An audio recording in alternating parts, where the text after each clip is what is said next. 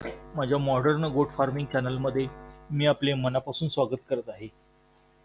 मित्रांनो, माझ्या चॅनलवर तुम्ही जर फर्स्ट टाइम असाल तर माझ्या चॅनलला सबस्क्राईब करा आणि ऑलरेडी माझ्या चॅनलची सबस्क्रायबर असाल तर माझ्या व्हिडिओची लिंक आपल्या मित्रांना शेअर करा. मित्रांनो, मी या चॅनलवर शेळीच्या संदर्भात वेगवेगळे टॉपिक घेऊन येत असतो. तर मित्रांनो, आज मी असाच एक टॉपिक घेऊन आलेलो आहे की शेळी हिटवर आलेले आहे की नाही हे आपल्याला कसे ओळखावे, किंवा जी साईन आहे ते आपण कसं ओळखून घ्यावं, किंवा शेळी आपण माझ्यावर कसे आले आहे की नाही हे कसे ओळखावे, तर हे आपण या व्हिडिओमध्ये समजावून घेणार आहोत. आणि हा महत्त्वाचा टॉपिक आहे, कारण आपलं प्रोडक्शन हे आपण शेळीच्या उत्पत्तीवरच घेत असतो. तर शेळी माझ्यावर आली आहे किंवा नाही ते कसं ओळखावं, तर काही पॉईंट्स आहेत ते आपण थोडंसं विचारात घेऊ. तर मित्रांनो, आपल्याला जी साईन आहे ती शेळी हिटवर आलेली आहे की नाही, तर हे ओळखायचं असेल तर आपल्याला शेळीकडूनच आपल्याला सर्व गोष्टी समजतात. आपल्याला माहिती आहे की मित्रांनो, शेळी ही 21 दिवसांनी हिटवर येते आणि शेळीचा जो माजाचा काळ असतो हा आपल्याला 36 तासापर्यंत असतो. आणि शेळी ही दर 21 दिवसांनी माझ्यावर येते.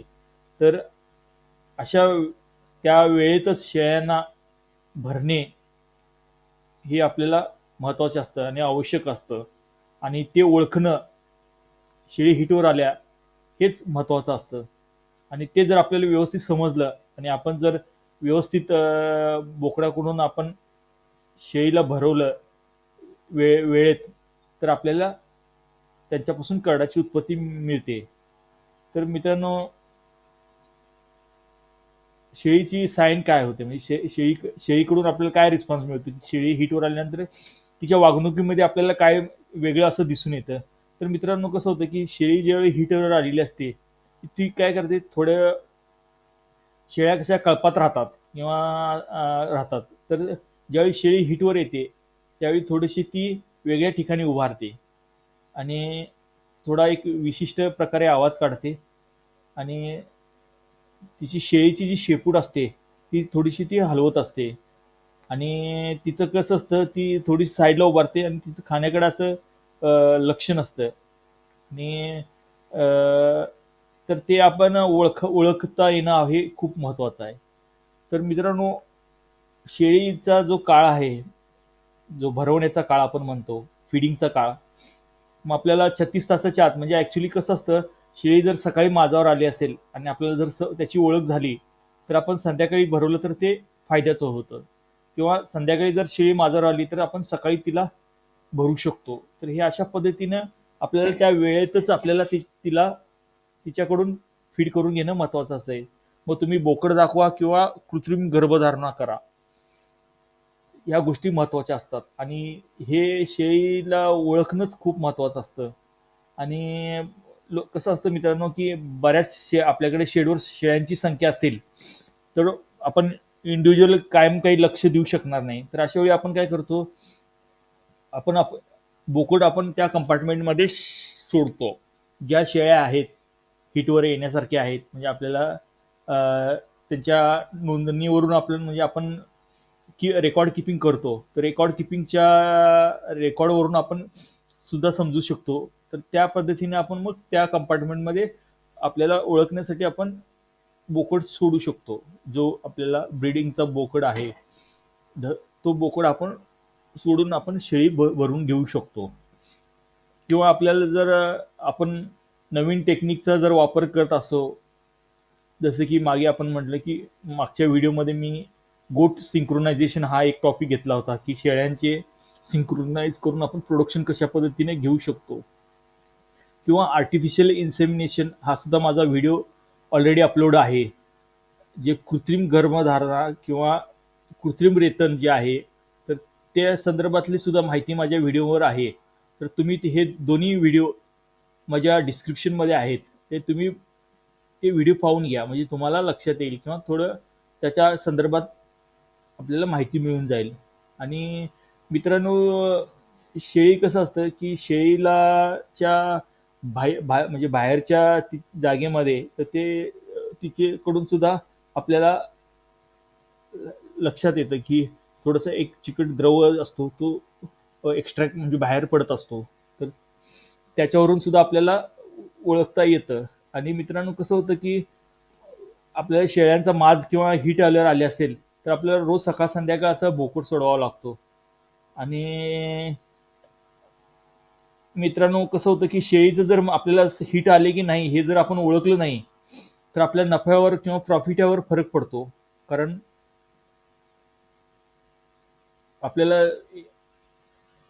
हिट ओळखता आले नाही म्हणजे नेक्स्ट आपल्याला परत 21 दिवसांनी परत शेळी माझ्यावर येण्याचं आपल्याला वाट पाहावं लागेल. म्हणजे आपले 21 दिवस हे फिडिंगला परत आपलं आर्थिक नियोजन सर्वच बिघडतं आणि आपल्या नफ्यावर फरक पडतो मित्रांनो. तर आपल्याला हिट मिस नाही केली पाहिजे शेळीची. तर त्यासाठी आपल्याला आपल्या शेळी फार्मवर बोकड असणं गरजेचं आहे. आणि आपलं लक्ष असणं सुद्धा गरजेचं आहे. म्हणजे आपण सुद्धा लक्ष दिलं पाहिजे आणि आपण सकाळ संध्याकाळ बोकड सोडला पाहिजे. आणि रेकॉर्ड किपिंग पण आपण केलं पाहिजे. सर्व शेळ्यांचं रेकॉर्ड किपिंग, म्हणजे शेळी केव्हा माझ्यावर आली किंवा येणार आहे, हे सर्व गोष्टी आपल्याला माहिती असल्या पाहिजेत. तर मित्रांनो, हा अतिशय महत्त्वाचा टॉपिक आहे किंवा इन्फॉर्मेशन आहे. आणि ती आपण लक्षात ठेवली पाहिजे. म्हणजे माज ओळखणं हे सुद्धा मित्रांनो महत्त्वाचं आहे. आणि आपल्याला वेळेत भरवून घेणं हे सुद्धा महत्त्वाचं आहे. आपल्याला वेळ जो असतो 36 तास असतात, तर त्या वेळेत त्या वेळेच्या आत आपल्याला ते फिडिंग करून घेणं महत्त्वाचं असतं. आणि त्या वेळेत जर व्यवस्थित झालं तर मग ती बरोबर आपल्याला 5 महिन्यांनी ती करडांची उत्पत्ती मिळते आपल्याला. तर मित्रांनो, मांस जो आहे हे आपल्याला शेळीच्या साईनवरूनच ओळखतं. म्हणजे शेळीच्या वागणुकीवरूनच आपल्याला लक्षात येते की शेळी एक विशिष्ट प्रकारचा एक आवाज काढते किंवा सारखं ती बोकडाकडे आकर्षित होते किंवा शेळी सारखी शेपूट हलवते किंवा एका साईडला उभारते. तर ही सगळी सायन्स आहेत, ते आपण त्या शेळीकडून समजावून घेऊ शकतो.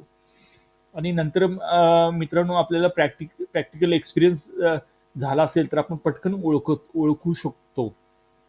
आणि ते सोपं जातं. म्हणजे जर नवीन शेळीपालक असेल तर त्यांना साठी मित्रांनो बोकड सोडणे हाच सगळ्यात सोपा मार्ग आहे. सकाळ संध्याकाळ किंवा कंटिन्युअस आपण ज्या वेळेत अवेलेबल असतो शेडवर त्या वेळेत आपण बोकड सोडणं महत्त्वाचं असतं.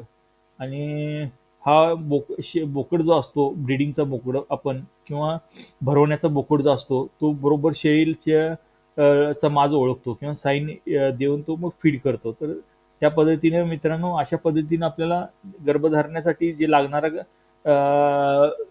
जे हे आहे, काय म्हणतो आपल्याला पोषक वातावरण, तर ते आपल्याला ओळखता यायला पाहिजे. आणि कृत्रिम गर्भधारणेसाठी सुद्धा महत्त्वाचं आहे. तर अशा पद्धतीने मित्रांनो, शेळी भरण्यासाठी आपल्याला माज ओळखता आला पाहिजे. आणि वेळेत भरवून घेऊन तिला व्यवस्थित आपल्याला करड्याची उत्पत्ती घेतली पाहिजे. आणि माझा हा ओळखता आला पाहिजे.